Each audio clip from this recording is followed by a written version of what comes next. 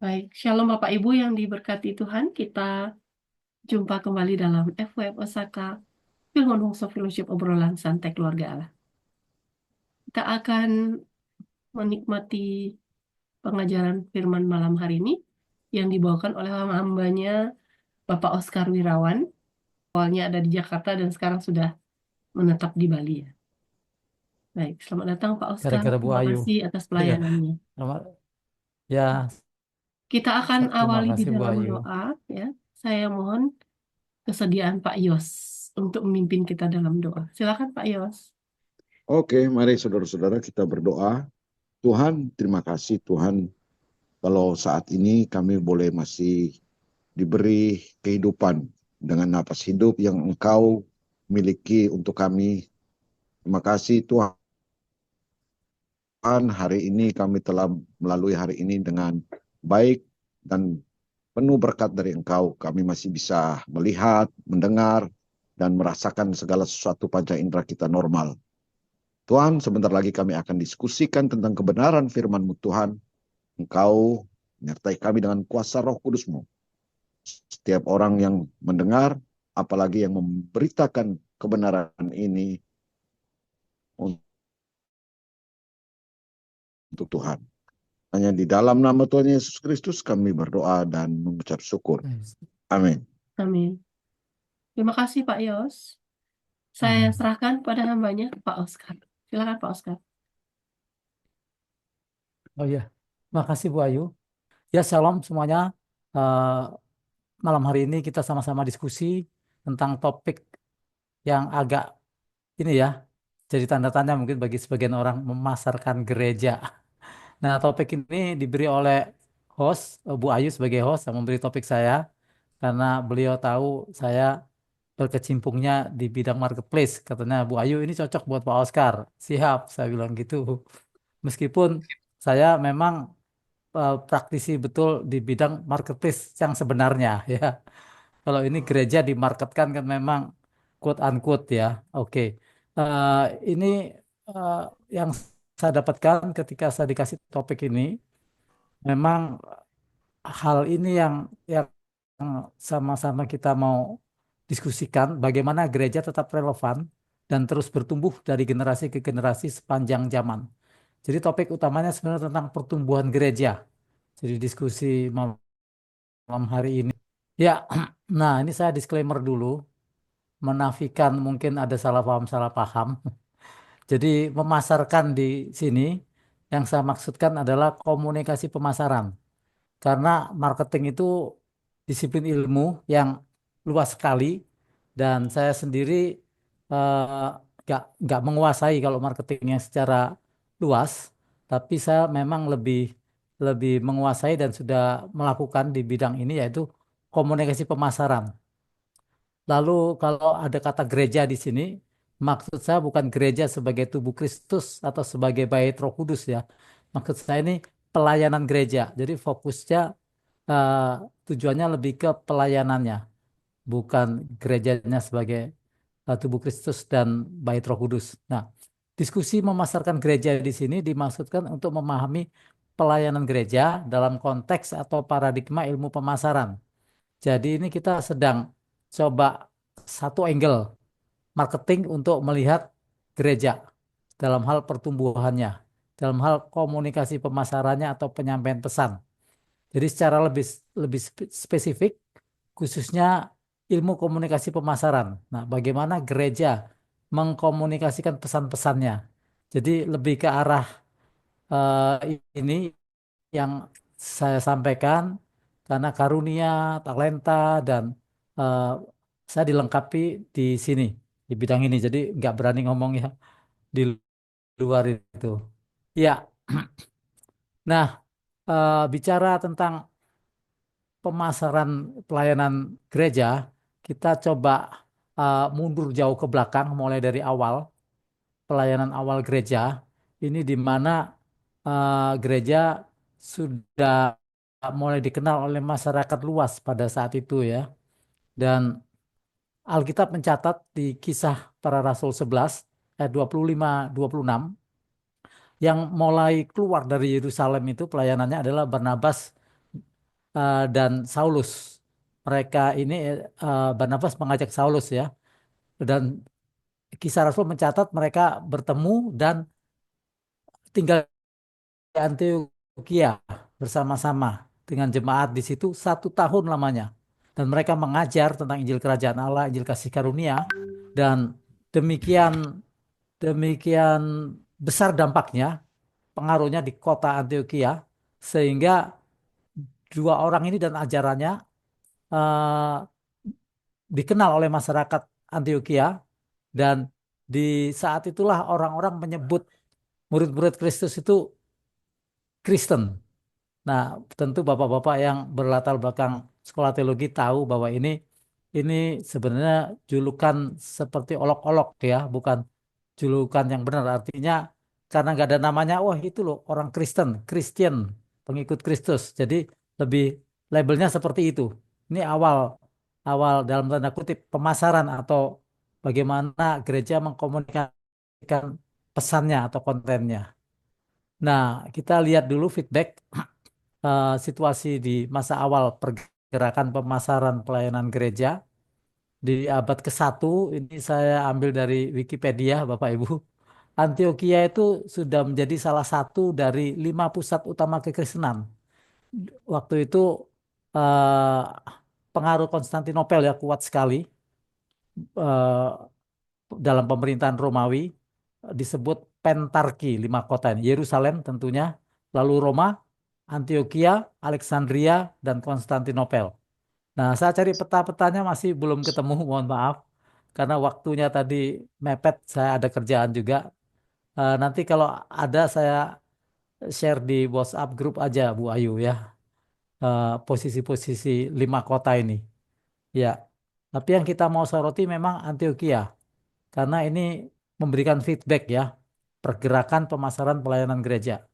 Antioquia ini kota kuno yang berlokasi di wilayah Asia Kecil, dekat kota modern Antakya di provinsi Hatay, Turki. Nah, saya belum pernah ke sini. Nanti Bapak, Bapak dan Ibu kalau ada yang pernah ke sini, boleh nanti sharing ya pengalamannya. Ini dari awal memang kota ini sudah menjadi pusat kebudayaan, perdagangan, dan keagamaan selama periode Helenistik atau Yunani dan Romawi dan eranya Bizantium. Nah, setelah Islam eh, muncul ajaran Islam ya, tahun 637 Antioquia jatuh ke tangan kekhalifahan Rasidun di bawah Khalid bin Walid. Ini menandai dimulainya era kekuasaan Muslim di kota tersebut. Antioquia kemudian menjadi bagian dari kekhalifahan Umayyah dan Abbasiyah, tetapi tetap menjadi pusat perdagangan penting di kawasan tersebut. Nah, ini satu hal yang bisa kita lihat, Bapak Ibu. Ini sudah mulai bergeser ya. Bagaimana pergerakan pemasaran pelayanan gereja sudah mulai bergeser. Karena itu ketika bergeser cara-caranya dari gereja di Kisah Para Rasul, mulai terjadi penurunan. Kita lihat tahun 1098 ini Antioquia direbut oleh pasukan salib dan menjadi bagian dari eh, pusat kota Antiok ya, salah satu negara tentara salib di Timur Tengah. Jadi ketika perang salib, kota-kota yang diduduki oleh tentara salib ini dijadikan pusat-pusat pemukiman mereka. Dan inilah yang ya ini sejarah kelam gereja kalau bisa dikatakan ya, adanya perang salib karena selama di Kisah Rasul sejak Yesus membawa Injil Kerajaan Allah tidak ada itu perang, cara-cara merebut atau menggambarkan ya ajaran-ajaran Kristus. Tidak ada, tapi karena ada perang ini justru di sini merosot, dan sampai hari ini saya terakhir lihat di Wikipedia memang kekristenan jadi minoritas. Jadi minoritas, dan ketika agama Kristen waktu itu juga dikonotasikan juga agama yang menyetujui perang, melakukan perang lewat apalagi namanya perang salib ya. Itu kita bisa lihat semua pergerakan kekristenan merosot, kota-kota yang dimenangkan oleh Rasul Paulus pelan-pelan ya dikuasai oleh khalifah seperti itu. Nah, ini yang menyedihkan. Nah, saya langsung lompat di tahun 1900-an ya, abad 19. Eh, ini mulai ada buku muncul, judulnya The Unchurched, Who They Are, Why They Stay Away. Ini orang-orang memilih tidak bergereja. Penulisnya James Russell Hill, 1980. Saya cari sinopsisnya nggak ketemu, jadi hanya ketemu judulnya saja. Saya coba ini apa sebelum nanti kita masuk lebih lanjut, saya coba lihat pemikiran-pemikiran seperti apa sehingga muncul istilah memasarkan gereja. Ya, nah akhirnya kita tahu George Barna tahun 1988 menulis buku Marketing the Church. Dan ini sudah diterjemahkan dalam bahasa Indonesia, memasarkan gereja. Apa yang tidak pernah diajarkan mengenai pertumbuhan gereja. Nah, dari penelitian George Barna ini pendiri The Barna Group. Ini perusahaan market research yang berbasis polling atau jajak pendapat. The Barna Group ini spesialis meneliti bidang-bidang kepercayaan religius, kebiasaan hidup, lifestyle ya, iman, faith, dan budaya, culture. Tapi konteksnya di Amerika. Tuh, jadi beliau banyak meneliti pola hidup, gaya hidup, terus apa kepercayaan-kepercayaan yang ada di Amerika dan beliau mengumpulkan hasil risetnya itu. Dan salah satu yang diriset ya tentunya komunitas Kristen. Uh, Josh Barna ini backgroundnya dia dari sarjana sosiologi, summa cum laude dari Boston College, dan dia juga eh, belajar minor in religion, dan dia master degree dari Rutgers University dan doktor dari Dallas Baptist University. Nah, ini background pendidikan beliau yang menulis buku eh, memasarkan gereja atau marketing the church. Dari penelitiannya, beliau melihat pertumbuhan gereja tidak diperoleh dari STT atau seminari. Gereja-gereja yang bertumbuh itu mereka perkembangannya eh, unik dan tidak satu pun mengakui bahwa ini gara-gara sekolah teologi nih saya bisa kembangkan gereja pesat seperti ini. Nah, itu yang dimaksud abang tidak pernah diajarkan mengenai pertumbuhan gereja. Ini mirip buku-buku ini ya, buku-buku praktisi yang menulis uh, what they don't teach at Harvard. Apa yang tidak mereka ajarkan di Harvard. Nah, ini apa yang tidak diajarkan di sekolah-sekolah teologi mengenai pertumbuhan gereja. Namun toh ada gereja-gereja yang bertumbuh pesat, bahkan ada mega church. Nah, ini faktanya seperti itu. Nah, beliau menggunakan ilmu marketingnya untuk melihat bagaimana melaksanakan pemasaran dalam konteks pertumbuhan gereja. Nah, ini buku ini ke sana. Namun malam hari ini saya tidak berani banyak bicara di area ini karena bukan ranah saya, kompetensi dan kapasitas saya di bidang marketing. Jadi kalau marketing itu ada istilah marketing mix. Kalau bahasa Inggrisnya itu 4P, produk, place, pasar itu place, promotion, dan price. Nah, di bahasa Indonesia kan jadi produk, pasar, promosi, harga. Nah, produk di yang diteliti dalam bukunya Josh Barna ini Injil Keselamatan. Jadi beliau masih melihat bahwa produk gereja itu Injil Keselamatan. Lalu pasarnya ya internal jemaat, memang konteksnya beliau meneliti di antara kalangan umat Kristen di Amerika. Lalu promosinya beliau melihat ini pendamaian hubungan Allah dan manusia dan sesamanya. Ini konteks yang disorot oleh penelitiannya Josh Barna. Dan harga di sini komitmen. Bagaimana komitmen jemaat terhadap Injil keselamatan, terhadap pendamaian hubungan antara Allah dan manusia dan sesamanya seperti itu. Nah, eh, ada lagi buku ini Church for the Unchurched. Nah, ini unik. Jadi church di sini sudah mengarah bukan gereja secara institusi, tapi secara kelompok sel atau small group yang diteliti oleh George G. Hunter. Ini justru mendorong Christian movement, pergerakan gereja. Nah, ini mirip, kembali lagi mirip yang di Kisah Rasul, gereja yang di rumah-rumah. Itu ternyata efektif dan dibuktikan ya. Christian Sword juga melihat seperti itu, sel group pengaruh besar juga untuk Christian movement. Dan Rick Warren juga memberi komentar bahwa ya memang ini kunci pertumbuhan gereja terletak di persekutuan-persekutuan kelompok-kelompok kecil seperti itu tahun 96. Ini sedikit feedback pergerakan pemasaran pelayanan gereja. Nah, ini George Barna nulis lagi nih tahun 2012. Judulnya Unchristian.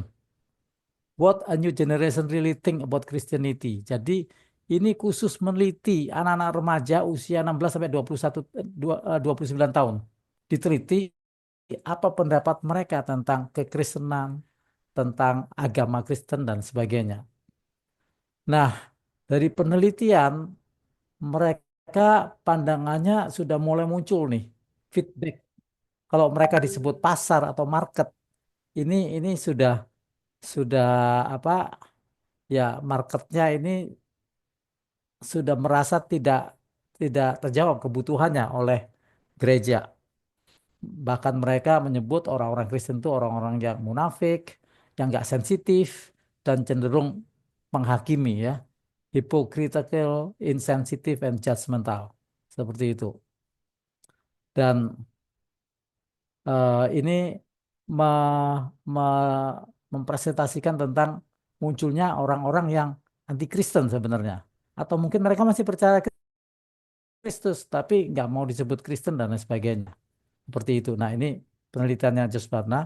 Ini feedback saja, Bapak Ibu ya, untuk kita lihat bahwa ini fenomena yang terjadi di lapangan.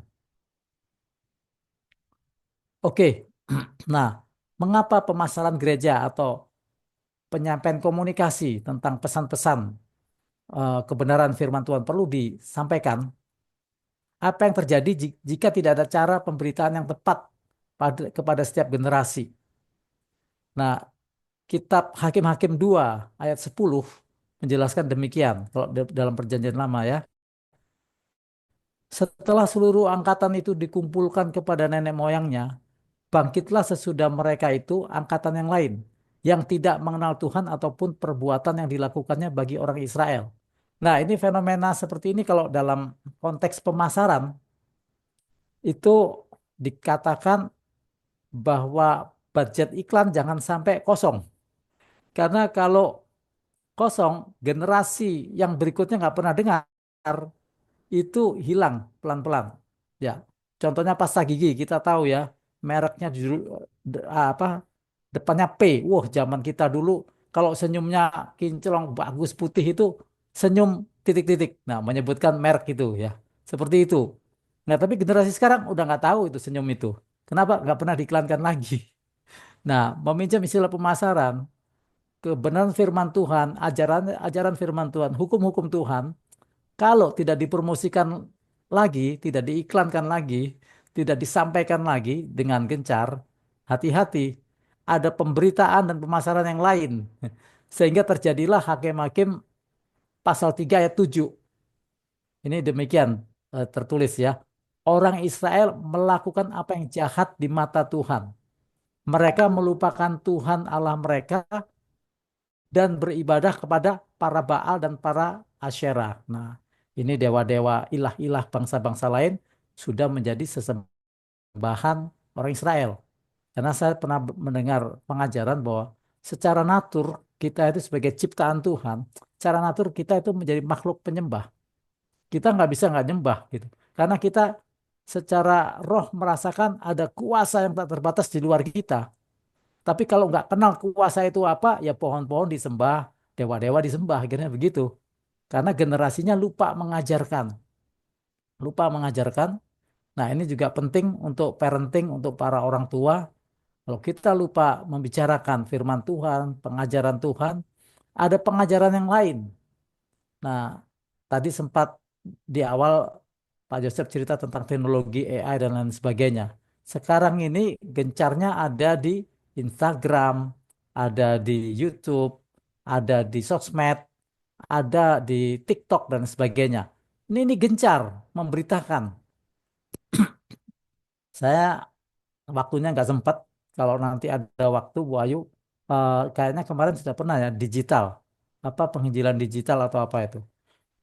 Nah itu menarik juga. Karena itu fenomena yang terjadi hari-hari ini. Kalau cara-cara gereja nggak berubah dalam menyampaikan pesannya, ada pihak-pihak lain yang menyampaikan pesan, mungkin lebih menarik, lebih apa. Jadi tidak tidak mengherankan kalau pada akhirnya generasi-generasi yang muda ini lebih tertarik, ya, lebih banyak menghabiskan waktunya di luar apa eh, tidak lagi tertarik dengan baca Alkitab, baca firman Tuhan, merenungkan. Karena kenapa? Ya ke distract. Nah ini sudah tergambar sejak di kitab Hakim-Hakim. Karena beda generasi sekian, 10 tahun, 15 tahun, mereka nggak pernah dengar, langsung muncul angkatan yang tidak mengenal Tuhan maupun perbuatan yang dilakukannya. Ini artinya tugas orang tua nggak pernah cerita. Nah, jadi tetangganya cerita tentang Baal, cerita tentang Asyera. Bukan cuma cerita, mereka lihat ritual-ritualnya, lihat patung-patungnya, lihat lihat cara-cara mereka. Padahal itu, waduh, kalau serem, serem sekali. Tapi karena memang mereka juga menciptakan ketakutan, jadi menyembah dengan ketakutan, akhirnya orang Israel yang nggak punya ajaran apapun ngikut. Nah, ini terjadi sejak zaman hakim-hakim. Jadi sudah sangat lama sekali ini ke distract ya. Injil Kerajaan Allah, ajaran firman Tuhan. Sudah lama sekali sejak zaman hakim-hakim. Nah, ini bidang saya ada di sini yaitu komunikasi pemasaran. Ini namanya piramida AIKDA. Piramida AIKDA ini untuk menyampaikan value proposition atau penawaran nilai-nilai. Nah, sesungguhnya gereja punya nilai-nilai, tapi nilai-nilai seperti apa yang ditawarkan? Seperti nah ini yang jadi topik diskusi kita malam hari ini atau ini yang saya bisa berikan Bu Ayu tentang memasarkan gereja. Jadi kalau dalam konteks komunikasi pemasaran, kunci komunikasi pemasaran gereja itu relevan dari generasi ke generasi sebagai audiens pakai AIKDA ini. A-nya itu attention, bagaimana pesan yang disampaikan itu bisa menghentikan perhatian ya. Orang-orang dari lihat handphone, jadi handphonenya ditaruh, memperhatikan kita. Nah itu kalau di piramida AIKDA yang pertama sekali, bagaimana kita bisa menjadi stopper. Pesan-pesan Injil, pesan-pesan kerajaan Allah bisa menyetop perhatian. Hari ini tadi saya lagi tes Bu Ayu, lagi tes karena saya menyampaikan pemasaran gereja ini, saya lagi tes, saya japri ke beberapa teman. Wah, rame sekali, dapat respon saya Bu Ayu. Terus saya juga japri ke Bu Ayu ya Bu, untuk disebar di grup. Nah, cuman ya itu, hari-hari ini, waktu itu kayaknya sulit ya. Semua orang udah punya agenda, sudah punya jadwal. Jadi hari ini kalau berapa orang di sini bisa ikut, itu luar biasa, anugerah. Kebetulan ya, ada waktu seperti itu. Jadi banyak yang nggak bisa, nanti minta rekamannya. Jadi nanti bisa dapat rekamannya ya Bu Ayu ya. Ya, saya coba tes kasih kasih teks tambahan dapat respon besar. Nah, ini kalau dalam bahasa Inggris pay attention. Orang-orang mau mau berhenti sejenak apa ini? Nah, ketika orang sudah ada perhatian harus ditarik lagi ke pesan yang menarik minatnya dia. Karena kalau sudah memperhatikan ternyata nggak menarik, keluar lagi. Seperti itu. Ini teori komunikasi pemasaran. Nah, setelah dia perhatiannya tercuri, lalu minatnya tertarik untuk ikut, faktor ketiga kredibel. Nah ini kelihatannya generasinya lumayan generasi senior. Kalau dulu di Jakarta ada koran namanya Pos Kota. Kalau ada yang ingat ya, Pos Kota itu menerapkan prinsip attention dan interest. Semua judulnya ditaruh di halaman depan. Judulnya dibuat yang keren-keren, yang menarik perhatian, interest.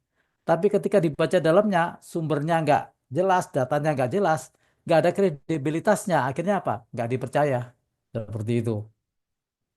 Jadi ketika sudah menarik minat, sudah seperti itu harus kredibel. Nah, kalau tiga ini terpenuhi, attentionnya dapat, kita eh, mencuri perhatian orang, lalu menarik minat, lalu orang itu dapat diyakinkan dengan pesan, data, informasi yang kita sampaikan. Nah, yang berikutnya desire. Nah, desire ini menimbulkan dorongan untuk meresponi. Ini biasanya terkait dengan kebutuhan. Setiap orang punya kebutuhan. Nanti kita lihat ya, ternyata luar biasa yang dilakukan Tuhan Yesus maupun rasul-rasul. Mereka nggak nggak nggak belajar komunikasi pemasaran, tapi praktek ini semua. Karena apa? Ada gurunya, Roh Kudus ya, gereja mula-mula. Nah, seperti itu. Pasti desire ini berkaitan dengan kebutuhan. Kalau nggak berkaitan dengan kebutuhan, nah, karena orang kan pada dasarnya apa untungnya buat saya begitu kan? Apa manfaatnya buat saya? Apa pentingnya buat saya? Nah, ini di sana. Jadi ketika nanti gereja mengkomunikasikan pesannya, ini prinsip komunikasi pemasaran kayaknya bisa terpakai. Bahkan tadi saya baca lagi apologetikanya Stefanus, wah luar biasa. Stefanus itu memenuhi komunikasi pemasaran AIKDA dan sangat luar biasa. Kalau Bapak Ibu baca di Kisah Rasul, eh, Stefanus yang saya tahu satu-satunya ya, satu-satunya penyampai apologetika yang dapat standing ovation dari Tuhan Yesus. Sampai berdiri itu Tuhan Yesus di sebelah kanan Allah Bapa atas penjelasannya Stefanus ya, apologetika, di mana dia memasarkan memasarkan apa Injil kepada umat Israel waktu itu. Dan ya sayangnya memang ada kelompok-kelompok yang sakit hati mendengar pemberitaannya. Sebentar ini ada kelompok-kelompok yang sakit hati. Nah, jadi ya disitulah Stefanus sekaligus jadi martir. Stefanus sekaligus jadi martir, tapi yang percaya juga nggak sedikit. Tapi nggak berani, diam-diam. Mungkin karena tertekan oleh mayoritas saat itu. Nah, inilah Bapak Ibu yang menarik untuk siapapun kita yang melayani, untuk menyampaikan kebenaran-kebenaran firman Tuhan, baik secara pribadi one on one, maupun secara kelompok di komunitas, maupun di atas mimbar. Ini sampai hari ini saya menggunakan ini Bapak Ibu, termasuk PowerPoint ini. eh, Attentionnya saya kasih masalah-masalah dulu dari gereja mulai di Antioquia, ya terus interestnya tentang pertumbuhan gereja, terus kredibelnya tadi ada data-data semua saya sebutkan. Oke, nah sekarang menimbulkan desire. Bagaimana kita mulai menangkap, oh ini menarik ya kalau diterapkan untuk menyampaikan kebenaran firman Tuhan. Seperti itu. Nah, sehingga menggerakkan kita semua nanti untuk action, eh, mengikuti pola AIKDA. Ya, nah kita lihat value proposition, nilai yang dijual dalam perjanjian lama. Apa sih yang diceritakan? Ada ada cirinya sama semua Bapak Ibu. Kelihatannya yang paling menonjol sama. Jadi konten produk yang dipasarkan gereja perjanjian lama dalam tanda kutip ya umat umat perjanjian lama itu perintah Tuhan. Taurat. Kelihatan sekali dari ayat-ayatnya. Saya nggak bisa tampilkan semua. Di sini eh, sebentar ya. Ini saya ada telepon yang mesti sebentar saya stop dulu.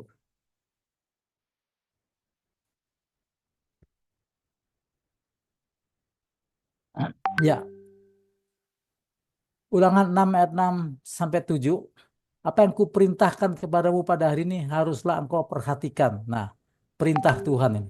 Haruslah engkau mengajarkannya berulang-ulang kepada anak-anakmu dan membicarakannya apabila engkau duduk di rumahmu, apabila engkau sedang dalam perjalanan, apabila engkau berbaring, dan apabila engkau bangun. Nah, inilah proses bagaimana pemasaran gereja harus dilakukan dari generasi ke generasi sehingga tidak hilang. Tidak tidak termakan oleh berita-berita pesan-pesan yang lain. Ini luar biasa. Bapak Ibu, ini pesan ini kalau kita praktekkan generasi ke generasi, kita berapa turun, 7 turunan, semua menjadi anak-anak yang takut akan Tuhan. Memang harus cari kesempatan. Apalagi sekarang di era teknologi komunikasi dan informasi ya. Kalau kita nggak berulang-ulang, sosial media yang berulang-ulang. Seperti itu. Nah, inilah yang sempat diperintahkan. Nah, kalau kita nggak lakukan, akan terjadi. Akan terjadi di keluarga kita maupun di gereja kita ataupun di kota kita. Yaitu tadi punah. Kekristenan digantikan oleh pesan-pesan yang lain. Oleh produk-produk yang lain. Seperti itu. Nah, kita lihat di Mazmur 71. Ayat 17 dan 18. Sama. Ya Allah, Engkau telah mengajar aku sejak kecilku dan sampai sekarang aku memberitakan perbuatan-Mu yang ajaib. Nah, satu ajaran-ajaran Tuhan, yang kedua perbuatan-perbuatannya. Jadi kita menyembah Allah yang hidup. Dia tidak hanya dalam pengajaran teori, tapi kita mengalami. Karena itu eh, kita sering mendengar ya gereja-gereja perjanjian mengajarkan mengalami, bukan hanya untuk mengetahui, not just to know, tapi kita experience, punya pengalaman. Itulah membuat iman kita makin bertumbuh. Dengar pengajarannya tentang Tuhan, tentang kemahakuasaannya, dan perbuatannya yang ajaib. Tentang kuasanya, tentang keperkasaannya, disampaikan kepada angkatan dan semua orang yang akan datang. Nah, ini pesan yang penting ketika kita bicara memasarkan gereja atau menyampaikan pesan-pesan kebenaran firman Tuhan kepada generasi ke generasi. Semua kita kalau meresponi amanat agung, ya harusnya kita peduli seperti ini. Apa yang kita ceritakan tentang iman kita? Apa yang kita ceritakan tentang eh, kebenaran firman Tuhan yang kita tangkap? Apakah itu menarik buat generasi kita, generasi anak-anak kita? Nah, ini yang perlu dipikirkan. Tadi patokannya kalau pakai komunikasi pemasaran AIKDA tadi. Oke. Nah, terlihat lagi ya peringatan, perintah, hukum Taurat. Ini konteks value proposition perjanjian lama. Jadi mereka dibangun ketaatan. Jadi kalau mau bilang tata cara ibadah yang paling detail, paling rumit ya ini aslinya orang Yahudi. Sekarang ini ada tiruan-tiruannya ya. Jadi kalau bicara binatang-binatang haram, ini boleh, ini halal, itu sudah dilakukan oleh umat Yahudi sejak zaman dulu. Ya lewat imamat, kita baca imamat tuh, wah jelimet, urusan kain, urusan apa semua, jangan mencampur dua bahan, lengkap, detail sekali. Nah ini hukum-hukum Tuhan, hukum peringatan-peringatannya, seperti itu. Ini yang value proposition dalam perjanjian lama yang membuat sampai hari ini umat perjanjian lama, artinya yang percaya ajaran Musa, itu masih terus teguh berpegang kepada imannya karena pesan-pesan ini, value proposition ini. Dan kitab Mazmur katanya kitab yang selalu dibaca di tembok ratapan sambil goyang-goyang ya. Semua goyang, terus tangannya diikat, semua ada semua itu di imamat, di ulangan. Terus di dahinya ada tanda, semua dipraktekkan turun-temurun, didemokan oleh umat Yahudi, kelompok Yudaism sampai hari ini. Dan mereka lakukan itu. Kenapa? Karena disampaikan, value propositionnya disampaikan. Dan mereka sampai di situ. Masih sampai di situ dan menganggap itu yang utama sampai nanti Mesias yang dalam konteks mereka datang, baru mereka percaya kepada eh, suksesor atau generasi penerusnya Musa karena Yesus tidak dianggap Mesias oleh mereka seperti itu. Nah, kita masuk ke perjanjian baru sekarang. Kalau perjanjian baru apa ya? Kalau kalau di perjanjian lama kan hukum-hukum Tuhan, perintah, the law, ketaatan ya, hukum Taurat. Nah, kita lihat memang sangat berbeda, cukup signifikan. Karena itu Paulus suka di kitab Roma jelas sekali bandingannya antara kasih karunia, anugerah, dan hukum. Itu jelas sekali dibanding-bandingkan di kitab Roma oleh Rasul Paulus. Nah, ini Yesus menunjukkan apa konten, apa produk yang harus dipasarkan oleh gereja. Ketika Yesus membuka gulungan kitab Yesaya, itu ada di Lukas 4 ayat 18-19, Yesus langsung membuka kitab Yesaya ini. Roh Tuhan ada padaku, oleh sebab ia telah mengurapi aku untuk menyampaikan kabar baik kepada orang-orang miskin, dan ia telah mengutus aku untuk memberitakan pembebasan kepada orang-orang tawanan dan penglihatan bagi orang-orang buta, untuk membebaskan orang-orang tertindas, untuk memberitakan tahun rahmat Tuhan atau tahun anugerah Tuhan telah datang. Nah, kelihatannya ini lebih, kalau istilah marketplace, user friendly, enak didengar di telinga ya. Kalau hukum, aturan rasanya kok berat banget gitu. Nah, ini roh Tuhan ada pada kita, ada pada Yesus dan ada pada kita, gerejanya yang di karunia Roh Kudus. Kristus naik, Roh Kudus turun, kabar baik. Injil kabar baik. Nah, dengar kabar baik aja orang udah suka cita. Bahkan ini dipakai macam-macam. Kabar baik, diskon 60%. Nah, dipakai macam-macam ya kabar baik. Eh, di sini dikatakan Yesus diutus untuk memberitakan pembebasan kepada orang tawanan, kabar baik kepada orang-orang miskin, penglihatan kepada orang-orang buta. Nah, kita lihat terus konteks-konteks seperti ini supaya kita bisa melihat sebagai gereja perjanjian baru memang apa kontennya. Markus 2 ayat 12. Dan orang itu pun bangun, segera mengangkat tempat tidurnya dan pergi keluar di hadapan orang-orang itu sehingga mereka semua takjub lalu memuliakan Allah. Nah, mujizat Tuhan ini juga salah satu konten. Yang begini belum pernah kita lihat. Itu ungkapan orang-orang, itu feedback dari market, dari pasar. Ketika lihat pelayanan Yesus, wah yang lain berteori, Yesus simple banget, langsung menjawab kebutuhan. Nah, desire-nya tergugah mereka ya. Karena kelihatan langsung apa solusi yang ditawarkan menjawab kebutuhan. Kalau orang buta ya pengennya melihat. Kalau orang tuli pengennya mendengar. Kalau orang bisu pengennya berbicara. Itu dijawab semua. Desire-nya dijawab semua. Inilah penginjilan Gereja Perjanjian Baru yang menjawab kebutuhan. Kebutuhan apa yang dijawab? Kebutuhan tentang krisis sosial. Krisis yang terjadi di masyarakat, bahkan krisis individu-individu. Itu yang dipasarkan. Dan memang situasi dunia itu yang diharapkan. Dan kalau kita memasarkan ini, kalah saingannya ya. Itu tidak, Baal tidak seperti itu pendekatannya pemasaran. Asiterot tidak seperti itu. Dewa-dewi Artemis juga beda banget. Nah, ini jadi menang banyak. Sama Taurat ini lebih menang, sama dewa-dewa ya Yunani juga lebih menang. Seperti itu. Ini di perjanjian baru ya kalau kalau mau pemasaran ada kompetitor. Nah, Matius 4, 24, 25. Maka tersiarlah berita tentang dia, tentang Yesus di seluruh Syria. Dan dibawalah kepada semua orang buruk keadaannya. Orang buruk keadaannya dibawa kepada Yesus jadi baik. Nah, before afternya jelas. Berita berbagai penyakit, yang sengsara, sakit mental ini ya, yang kerasukan, sakit ayan, lumpuh.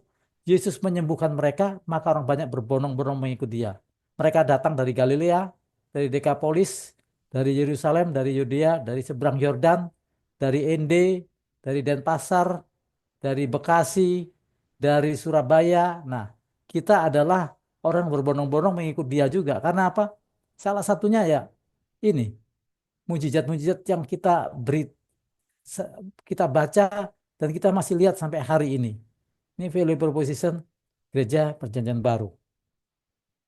Oke. Di Matius 11 ayat 5, ini Yohanes ketika di penjara dia sempat bingung. Saya ini memberitakan Mesias, membuka jalan, kok nasib saya di penjara ya? Terus Yohanes ragu-ragu, dia nyuruh muridnya, coba tanya sama Yesus, apakah benar Mesias atau saya ini salah? Ragu-ragu. Nah, biasa. Kalau seseorang kena masalah penganiayaan, keluar zona nyaman, jadi ragu-ragu. Karena ada anggapan ikut Tuhan itu zona nyaman semua. Nah, saya beberapa waktu ini mendengarkan kesaksian Yusuf Roni. Dia juga sama seperti Yohanes, sempat mempertanyakan. Karena dia nggak keluar-keluar. Dia pikir 3 tahun beres, 3 tahun, 5 tahun nggak keluar. Kalau nggak salah itu 10 tahun lebih, saya lupa. Ya, tapi dia ditampar, bersaksi ditampar, wah biasa. Sampai akhirnya ditaruh di penjara yang nggak enak ya. Tapi makin makin di situ dia makin melihat Immanuel, penyertaan Tuhan itu nyata sekali. Di saat-saat apa kondisinya paling paling apa menderita, paling down, di situ ada. Betul seperti yang dikatakan Rasul Paulus. Sebab dalam kelemahankulah kuasamu semakin nyata. Seperti itu. Nah, eh, Yohanes Pembaptis sempat mengatakan itu, Yesus jawabnya ini. Ya udah sampaikannya sama Yohanes, orang buta melihat, orang lumpuh berjalan, orang kusta menjadi tahir, tuli mendengar, mati dibangkitkan, daripada orang miskin diberitakan kabar baik. Nah, itu disampaikan. Ini menjelang, nggak tahu sebelum kepala yang dipotong sudah dengar ini atau belum ya, karena nggak diceritakan di Alkitab. Nah, namun yang jelas eh, Yesus ketika mengajar disertai tanda-tanda ini, juga rasul-rasul, sehingga mereka mendengarkan, audiensnya takjub mendengar pengajarannya sebab perkataannya penuh kuasa. Nah, ini kita lihat dulu ya fakta-fakta yang ada di eh, gereja Perjanjian Baru. Dan setelah Yesus mengakhiri perkataan ini, takjublah orang banyak itu mendengar pengajarannya, sebab dia mengajar mereka sebagai orang berkuasa, tidak seperti ahli-ahli Taurat mereka. Nah, di kita sekarang dikenal istilah ada urapan. Jadi ada urapan meskipun itu khotbahnya jam 2 siang, waktunya ngantuk. Kita nggak ngantuk. Kenapa? Memang ada kuasanya, ada powernya pesan firman yang disampaikan. Seperti itu, Bapak Ibu ya. Dan inilah orang-orang mendapat pengurapan Roh Kudus. Ini dalam hal ini Roh Tuhan ada pada Yesus. Jadi orang melihat bedanya, kelihatan beda dengan ahli-ahli Taurat. Nah, dibanding-bandingkan ini fenomena pasar, Bapak Ibu. Kita nggak bisa, wah jangan banding-bandingin. Ya nggak bisa, memang pasar begitu. Kita selalu dibanding-bandingkan. Orang cenderung seperti itu. Jadi dibandingkan ahli Taurat, puji Tuhan mereka mulai melihat ada beda, beda yang sangat jauh. Oke, Matius 5 ayat 43 sampai 44. Kamu telah mendengar firman, kasihlah sesama manusia dan bencilah musuhmu. Tetapi aku berkata kepadamu, kasihlah musuhmu dan berdoalah bagi mereka yang menganiaya kamu. Wah, ini satu satu paradoks yang mengejutkan ya, Bapak Ibu. Ini kalau di dalam prinsip komunikasi pemasaran ini attention. Yesus Yesus sedang mencuri perhatian mereka dengan pernyataan yang sangat ya ya paradoks sekali ya. Kamu sudah mendengar kasihlah musuhmu, kasihlah sesamamu, bencilah musuh, itu biasa. Namun aku berkata, nah, kamu telah mendengar tetapi aku berkata, kamu telah mendengar tetapi aku berkata. Itu di pengajaran Yesus banyak sekali. Salah satunya di ayat 41 juga dikatakan, siapapun yang memaksa kau berjalan sejauh 1 mil, berjalanlah bersama dia sejauh 2 mil. Go extra miles. Ini juga sering dipakai oleh motivator ya, untuk menjadi high achiever. Kita harus go extra miles. Seperti itu. Nah, inilah ajaran Yesus yang memang melampaui batas pemahaman mereka saat itu. Dan ini yang membuat mereka takjub. Oh iya, ya benar juga sih. Kalau kalau kita mengasihi sesama, benci musuh, ya ya penjahat juga begitu. Penjahat sama teman-teman yang sama dia juga begitu. Nah, ini bedanya apa kita? Nah, ini bedanya. Ini standar. Inilah yang menjadi diferensiasi. Dalam marketing ada istilah diferensiasi, Bapak Ibu. Jadi kalau kita melakukan ini, kita berbeda. Oh, kok begini ya? Ah, beberapa kan kita sudah mulai lihat ya, Bapak Ibu, ketika apa ada orang berdoa untuk orang apa teroris yang membunuh dia, membunuh keluarganya, seperti itu. Nah, kita juga pernah dengar kesaksian Paus ketika ditembak, beliau mengampuni yang menembak. Katanya sekarang udah convert ya, saya nggak tahu. Ali Aka, dulu saya pernah baca beritanya. Kalau nggak salah udah bertobat seperti itu. Karena apa? Karena menerapkan ini prinsip-prinsip yang luar biasa diajari Kristus tentang kasih, mendoakan musuh seperti itu. Nah, inilah value proposition gereja perjanjian baru. Kalau ini betul-betul kita maintain, kita pertahankan, ya tidak ada gereja yang stuck ya. Matius 22 ayat 37-40. Jawab Yesus kepadanya, "Kasihilah Tuhan Allahmu dengan segenap hatimu dan dengan segenap jiwamu dan dengan segenap akal budimu. Itulah hukum yang terutama dan yang utama. Dan hukum yang kedua yang sama dengan itu ialah kasihilah sesamamu manusia seperti dirimu sendiri." Ini berulang-ulang kita sering dengar, tapi value proposition-nya ada di bawahnya. Kalimat terakhir mengatakan seperti ini. Pada kedua hukum inilah tergantung seluruh hukum Taurat dan kitab para nabi. Wow, ini keren banget Bapak Ibu. Kalau dalam kalimat pemasaran, artinya apapun kitab yang ditulis oleh nabi-nabi berlaku hukum ini. Semua nabi yang pernah nulis kitab itu kesimpulannya ada di sini. Jadi Yesus sedang menyimpulkan semua hukum-hukum dan kitab-kitab yang ditulis oleh para nabi. Kesimpulan cuman ini. Nah, Bapak Ibu di dalam pemahaman knowledge management, orang yang bisa menyimpulkan pemahaman, pengetahuan itu orang yang levelnya sudah pembelajarannya tinggi, Bapak Ibu. Jadi kalau orang sudah bisa memberi kesimpulan-kesimpulan, intinya apa? Intinya cuma ini. Intinya cuma tiga, intinya cuma dua, intinya cuma lima. Nah, itu ilmunya tinggi, Bapak Ibu. Dan kita lihat di sini. Ketika Yesus memberi jawaban ini betul-betul tidak terbantahkan lagi, diam. Yang tanya dia memang benar seperti itu. Dan ditegaskan lagi oleh Yesus, pada kedua hukum inilah tergantung seluruh hukum Taurat dan kitab para nabi. Nah karena itu kenapa kita percaya yang lain-lain? Kenapa enggak ini aja? Karena Yesus pribadi yang bisa menyimpulkan semua ini. Jadi kalau misalnya bingung ya, waduh hukum Taurat banyak banget hukum-hukum gimana cara praktekinya. Jadi kalau orang yang nggak berorientasi praktek, dia senang itu dengan hukum yang banyak. Kayaknya hebat, sempurna loh. Agama itu sempurna, lengkap. Ini diatur, ono diatur, ono diatur. Ya lengkap, tapi mampu nggak prakteknya? Nah, ketika bicara praktek, orang akan ke sini. Kita, kita ini boleh atau enggak? Boleh atau enggak?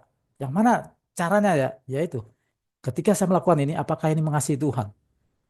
Ketika saya melakukan ini, apakah saya sedang mengasihi sesama saya? Enggak, ya jangan dilakukan. Mudah sekali ini. Hukum ini luar biasa sehingga kita bisa cepat mengambil keputusan, right or wrong, dibantu oleh dua hukum ini. Yang ternyata basic dari semua hukum Taurat dan inti dari semua kitab para nabi cuma pada kedua hukum ini. Vertikal dan horizontal, juga disilakan seperti itu. Ini keluar biasaan Bapak Ibu dari eh, pesan Injil Perjanjian Baru. Kisah para Rasul 8 ayat 4, mereka yang tersebar itu menjelajah seluruh negeri itu sambil memberitakan Injil. Nah ini cerita bagaimana pemasaran sudah semakin meluas di Kisah Rasul 8. Aniaya mulai terjadi, tapi mereka makin menyebar, beritanya makin tersebar. Ketika orang banyak itu mendengar pemberitaan Filipus dan melihat tanda-tanda yang diadakan, yang mereka semua dengan bulat hati menerima apa yang diberitakannya itu. Kalau dalam komunikasi pemasaran, action. Mereka sudah sampai action. Seperti dan dengan bulat hati. Kenapa? Ya inilah ketika value proposition disampaikan dengan kepenuhan Roh Kudus, dengan hikmat yang dari atas, memang dengan apa yang diberikan oleh dunia. Jadi Bapak Ibu, Roh Kudus adalah peran utama untuk memasarkan atau menyampaikan pesan-pesan kebenaran firman Tuhan. Karena itu yang membedakan dengan apa yang diajarkan oleh dunia. Dunia nggak punya ini. Istilahnya kalau kalau mereka menyampaikan sesuatu nggak ada rohnya. Kita ada. Inilah bedanya.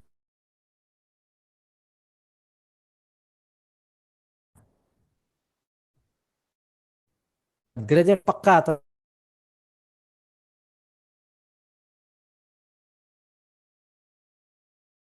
pimpinan Roh Kudus memang berbeda. Khotbah yang kira-kira dikuasai oleh saya saling alami Bapak Ibu. Betul-betul ketika dikasih tema apa blank, saya belum punya. Tapi ketika saya berdoa, Tuhan apa yang mau disampaikan tiba-tiba muncul. Nah, itu benar bahwa jangan kamu khawatir, nanti roh itu akan mengingatkan kamu tentang apa yang kamu sampaikan, kebenaran kebenaran yang perlu kamu sampaikan. Saya mengalami berkali-kali ya, termasuk malam hari ini ya saya nggak tahu apa yang Bapak Ibu rasakan, tapi saya sendiri mengalami bahwa betul-betul hikmatnya itu seperti mengalir, mengalir semua, sehingga saya tinggal jadi juru tulis, tinggal menuliskan. Jadi kalau kalau dibilang ini siapa ya, bukan saya lagi, meminjam istilahnya Yohanes ya, ketika murid-murid semalam-malaman nggak nangkap ikan, tiba-tiba disuruh Yesus bertolak ke tempat yang lebih dalam, dan dari zero, nggak ada tangkapan, sampai 2 perahu penuh, sampai perahunya hampir tenggelam. Murid-murid yang lain biasa aja, tapi Yohanes sudah mengenali, itu Tuhan. Seperti itu. Nah, ketika kita ngalami itu Tuhan, bukan saya, itu luar biasa Bapak Ibu. Kita akan betul-betul semakin bisa menyampaikan konten pesan yang betul-betul bukan dari diri kita, tapi itu betul-betul hikmat yang kita dapatkan dari Roh Kudus. 1 Petrus 2 ayat 9. Nah, inilah value proposition dalam perjanjian baru. Memberitakan perbuatan-perbuatan yang besar dari Dia. Kita dipanggil keluar dari gelap menuju terang yang ajaib. Wow, ini keren banget ya. Dari gelap ke terang, dari mati kepada hidup. Kontradiksi sekali yang diajarkan Yesus, betul-betul sesuatu yang perubahan yang sangat sangat luar, dari luar biasa krisis ke luar biasa ini apa eh, dari krisis menjadi surplus, kurang dari minus menjadi surplus, kurang lebih seperti itu. Nah, inilah inilah pesan-pesan yang luar biasa yang dipercayakan kepada kita, Bapak Ibu. Harusnya kita tidak sulit bersaksi, hanya nanti perlu cari pintu-pintunya. Bagaimana attention, bagaimana interest itu disampaikan di awal. Nah, nanti semakin semakin kita mempelajari komunikasi pemasaran ini dalam konteks penginjilan atau menyampaikan pesan firman Tuhan, itu betul-betul eh, kita akan merasakan ya bedanya dan efektivitasnya. Kisah para Rasul 4 ayat 13. Ketika sidang itu melihat keberanian Petrus dan Yohanes dan mengetahui bahwa keduanya orang biasa yang tidak terpelajar, heranlah mereka dan mereka mengenal keduanya sebagai pengikut Yesus. Ini luar biasa ayat ini Bapak Ibu. Pertama, pernyataan ini pengakuan, feedback dari pendengarnya. Jadi kalau ini ada review bintang 5, pendengarnya kasih bintang 5. Ini bintang 5 banget ini, Petrus sama Yohanes. Duh, tapi mereka orang biasa. Nah, saya pernah ini ada peserta Zoom pakai nama orang biasa. Dulu saya nggak ngerti maksudnya, oh ternyata ini maksudnya orang biasa. Dia menyebut orang biasa, memperkenalkan dirinya sebagai orang biasa. Nah, itu branding dan itu pemasaran juga. Saya orang biasa, tidak terpelajar, tapi terpenuhi oleh Roh Kudus. Nah, itu bedanya di situ. Jadi mereka dikenal Petrus dan pengikut Yesus. Cuman itu aja. Bukan orang terpelajar, orang biasa, tapi pengikut Yesus. Kok luar biasa? Nah, karena itu ada istilah orang biasa di tangan Tuhan yang luar biasa menjadi orang luar biasa. Jadi bukan kita faktor penentunya, kita di tangan siapa itu faktor penentunya. Orang biasa di tangan Tuhan yang luar biasa menjadi luar biasa. Kisah para Rasul 4 ayat 4. Tetapi di antara orang yang mendengar ajaran itu banyak yang menjadi percaya. Sehingga jumlah mereka menjadi kira-kira 5.000 orang laki-laki. Luar biasa. Kalau Bapak Ibu baca dari Kisah Rasul 2 itu 3.000, Kisah Rasul 4 langsung 5.000. Dan yang menyampaikan orang biasa, tidak terpelajar. Nah, inilah fenomena-fenomena yang membuat pertumbuhan gereja di Kisah Rasul itu luar biasa sekali. Nanti kita ada kesimpulannya di akhir ya. Apa kunci rahasianya? Seperti itu. Nah, ternyata nggak cuma ajaran, tapi cara hidup. Karena Petrus juga mengingatkan di 1 Petrus 2 ayat 12. Karena inilah value proposition gereja perjanjian baru. Kalau mau dipasarkan ini yang dipasarkan, yaitu cara hidup. 1 Petrus 2 ayat 12 menuliskan demikian. Milikilah cara hidup yang baik di tengah-tengah bangsa-bangsa bukan Yahudi, supaya apabila mereka memfitnah kamu sebagai orang durjana, mereka dapat melihatnya dari perbuatan-perbuatanmu yang baik dan memuliakan Allah pada hari Ia melawat mereka. Jadi ada orang-orang tuh dilawat, dia sudah dengar tentang cara hidup kita, tapi waktu itu masih mengeraskan hatinya. Tapi ada waktu pada hari ini ketika Tuhan melawat dan keraskan hatimu. Nah, itu mereka ingat, oh iya, Bapak ini begini ini, Pak Yosef begini loh. Wah, beliau orang Kristen tapi luar biasa itu. Pak Budiarto demikian, Pak Samuel demikian. Nah, ini Bu Ayu seperti itu. Nah, bisa menjadi konfirmasi Bapak Ibu. Cara hidup yang kita pertahankan, yang kita nggak sadar. Kita nggak sadar, kita anggap wah kayaknya nggak ada efeknya, tapi diam-diam ada efeknya. Sangat ada efeknya. Kalau pernah dengar cerita tentang David Livingstone itu penginjil di Afrika, hutan Afrika. Beliau menginjil kemana-mana berhasil, orang Afrika banyak dimenangkan, tapi sahabatnya sendiri nggak berhasil. Tetap jadi pemabuk, nggak pernah dengan udah diinjil dengan segala cara, teman dekatnya ini nggak bisa. Kalau nggak salah teman sekampungnya teman main waktu kecil, dia nggak bisa nginjili orang ini. Tapi ternyata di luar pengetahuan David Livingstone, ketika beliau meninggal, itu ada menyaksikan, ya. Semua orang selesai melayat, semua orang pulang meninggalkan makam itu, tiba-tiba diam-diam ada satu sosok laki-laki sendirian nangis di depan makamnya David Livingstone. Siapa orang laki-laki? Itu teman yang selama David Livingstone menginjil nggak mau terima Yesus, nggak mau percaya kepada Injil. Ternyata apa yang ditabur David Livingstone terjadi.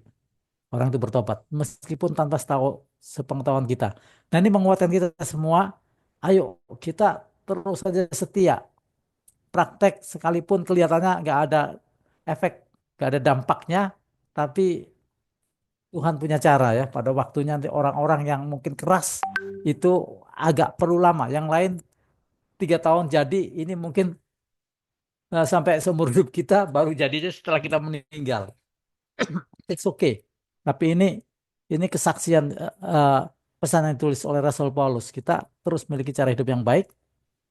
Dan apabila orang memfitnah, kita difitnah di apa nggak bisa. Karena sampai hari ini kan kita suka lihat simpang siur ya berita-berita di TV. Ketika diberitakan ini korupsi segini, saya bukan pelaku utama, saya hanya korban, saya dikorbankan, saya jadi kambing hitam seperti itu. Tapi ya kita nggak tahu semua kebenaran seperti apa. Tapi di sini ketika kita memiliki cara hidup benar, difitnah kita nggak kena.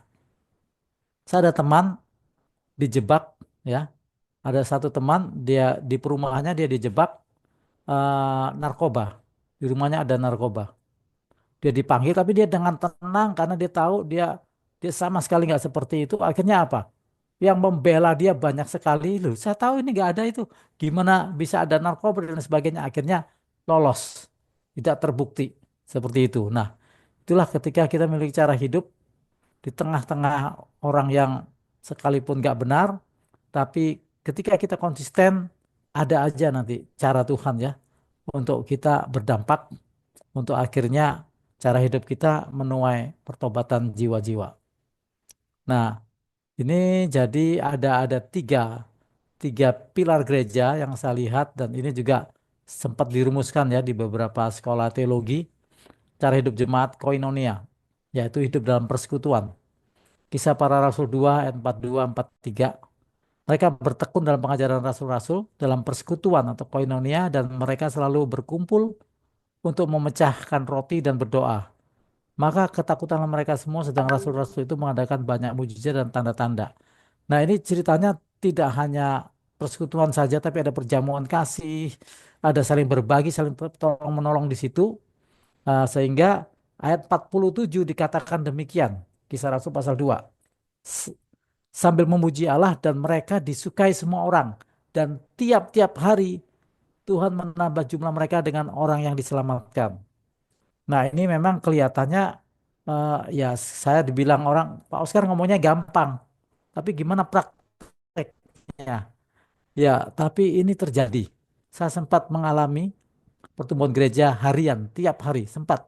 Saya sempat mengalami. Tapi eh, beberapa juga kita lihat hal-hal yang dulu awal pertumbuhannya pesat, sekarang sudah mulai melambat. Kenapa? Nah, ya karena mungkin mulai lupa lagi ajaran-ajaran, fakta-fakta, value proposition yang memang dipercayakan Tuhan kepada kita. Kalau kita lakukan ternyata bisa. Tiap-tiap hari Tuhan menambah jumlah mereka dengan orang diselamatkan. Nah, karena itu saya terpanggil di marketplace.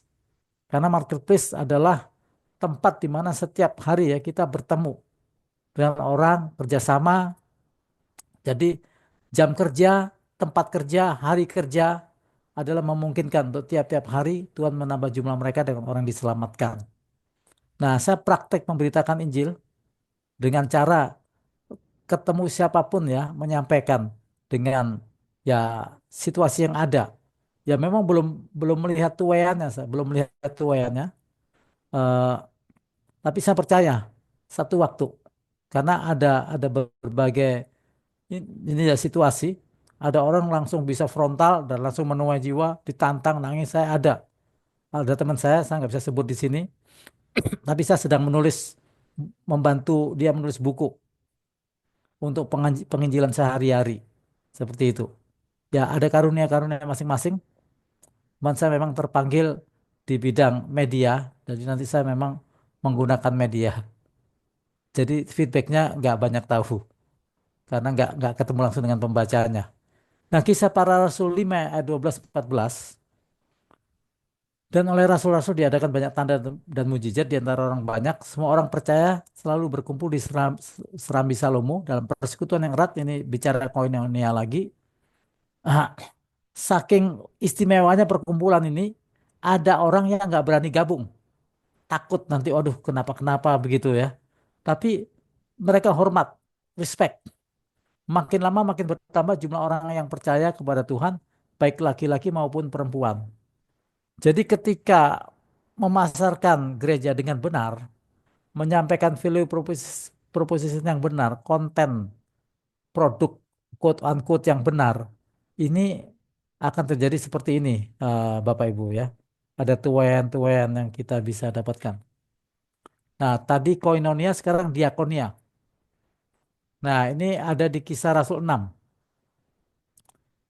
Pada masa itu ketika jumlah murid makin bertambah, nah ini hati-hati, ini fenomena ini terjadi. Jadi gereja masih kecil, koinonianya keren banget, diakonianya juga terasa banget, marturianya juga terasa banget. Tapi ketika gereja sudah besar, wah pengunjung nggak saling kenal, udah kayak nonton sepak bola di stadion, udah seperti nonton konser musik, nggak saling kenal, orang udah banyak, seperti di KKR. Nah, jadi care-nya langsung hilang ya dalam kumpulan yang besar. Itu terjadi di Kisah Rasul pasal 6. Ketika jumlah murid makin bertambah, timbullah sungut-sungut di antara orang Yahudi yang berbahasa Yunani terhadap orang-orang Ibrani. Karena pembagian kepada janda-janda mereka diabaikan. Nah, orang-orang Yahudi yang berbahasa Yunani terlupakan. Fokusnya kepada orang-orang Ibrani. Nah, terlupakan dalam pelayanan sehari-hari janda-jandanya ini. Dan akhirnya ini yang dilakukan, dipilih 7 orang di antara jemaat pada waktu itu. Ini pengerja-pengerjanya ya, pelayanan diakonia. Dan inilah yang juga menjadi inspirasi tentang strategi bagaimana memasarkan pesan-pesan gereja. Jangan orang sembarangan ketika masuk pelayan. Saya nggak tahu School of Ministry itu berapa lama, kriterianya apa, tapi di sini jelas sekali untuk ditunjuk diakonia saja, bukan khotbah mimbar, itu harus kriterianya ini, terkenal baik, penuh roh dan hikmat. Kalau penuh roh, nggak penuh hikmat, terlalu ngeroh, orang bingung. Jadi terkenal baik, penuh roh, penuh hikmat. Supaya kami mengangkat mereka untuk tugas itu. Nah, jadi salah satunya untuk menugaskan ya, seorang memasarkan gereja dalam tanda kutip, memang harus ada proses seleksi. Dan ketika usul itu diterima baik, tepat, proses seleksinya itu tepat, fit and proper testnya tepat. Itu ada 7 orang, ada Stefanus, ditulis penuh iman dan penuh roh, ada tambahan lagi penuh iman. Ada Filipus, Prokorus, nah itu. Semua ya ada 7 orang, mereka diutus dan apa dampaknya? Ini, firman Allah makin tersebar dan jumlah murid di Yerusalem makin bertambah banyak. Bahkan yang bertobat imam-imam Yahudi, ya, menyerahkan diri dan percaya. Ini efek diakonia. Yang pertama tadi efek koinonia. Jumlah murid bertambah tiap hari. Nah, ini efek marturia, kesaksian. Kisah para Rasul 4 ayat 19 sampai 20. Petrus dan Yohanes menjawab mereka. Ini di hadapan mahkamah agama ya. Di sini mungkin di hadapan apa ya? Ya ada sidang. Silahkan kamu putuskan sendiri mana yang benar di hadapan Allah. Jadi mereka dilarang menyebarkan ajaran itu, ajaran Yesus. Terus Petrus berani menantang. Silakan kamu putuskan sendiri mana yang benar di hadapan Allah. Nah, jadi dia bilang mana yang benar di hadapan Allah, bukan menurut masing-masing pribadi. Taat kepada kamu atau taat kepada Allah. Sebab tidak mungkin bagi kami untuk tidak berkata-kata tentang apa yang telah kami lihat dan yang telah kami dengar. Aku percaya sebab itu aku berkata-kata. Nah, jadi marturia, kesaksian, penyampaian kesaksian itu memang ketika kita dipenuhi Roh Kudus, dorongan ini ada terus. Ada terus dimanapun kita berada, aduh, bersaksi, bersaksi, bersaksi. Seperti itu. Nah, kita review lagi.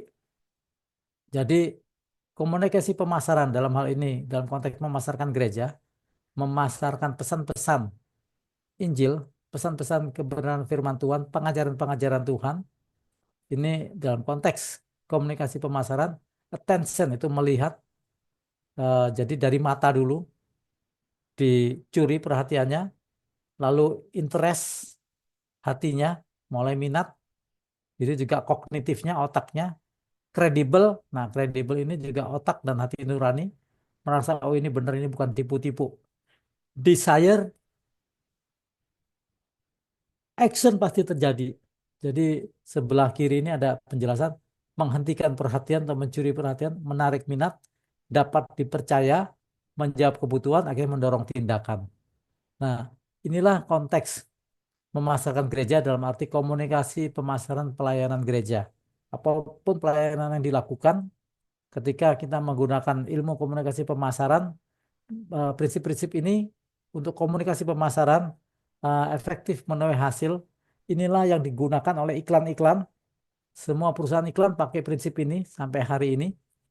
Dulu di Jakarta ada terkenal Matahari Advertising, dia nomor 1 di bidang agensi periklanan. Saya juga pernah kerja di perusahaan brand consultant. Ini juga diakui, sudah diakui. Dan nanti Bapak Ibu kalau baca di Alkitab ya, apologetikanya Paulus, apologetikanya Stefanus, pembelaannya Petrus, Yohanes, semua mereka ternyata bisa masuk dalam konteks piramida Aigda ini. Nah, sekarang kesimpulannya Bapak Ibu ya.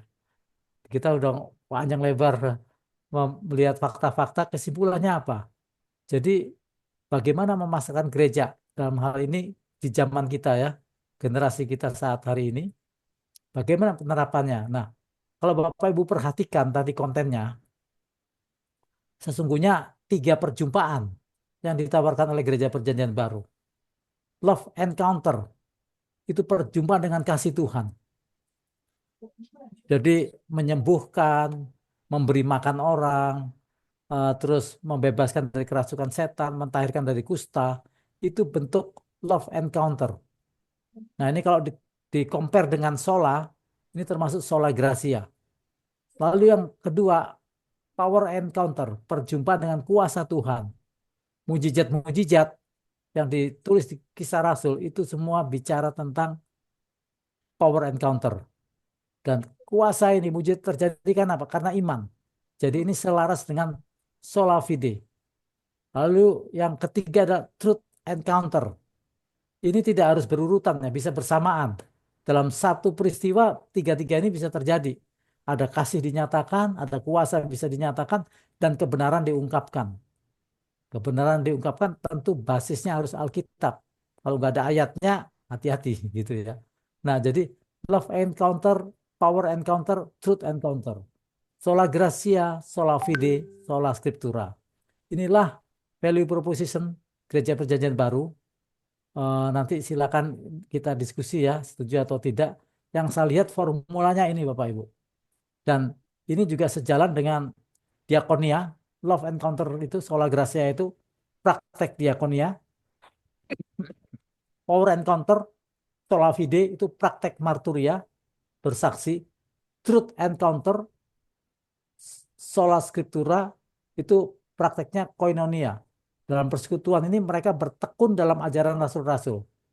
Nah, kalau persekutuan nggak bertekun dalam ajaran rasul-rasul, tidak bertekun dalam kebenaran firman, ini akan terjadi chaos, akan terjadi bukan koinonia yang dimaksudkan menghasilkan buah jiwa-jiwa, berdampak menjangkau jiwa-jiwa yang banyak. Nah, kalau ini dipraktekkan, kebetulan ini tiga semua ya unsurnya, love encounter, power encounter, truth encounter, sola gratia, sola fide, sola scriptura, diakonia, marturia, koinonia. Ya, ini yang bisa saya sampaikan, Bu Ayu. Saya kembalikan untuk diskusi kita malam hari ini. Terima kasih.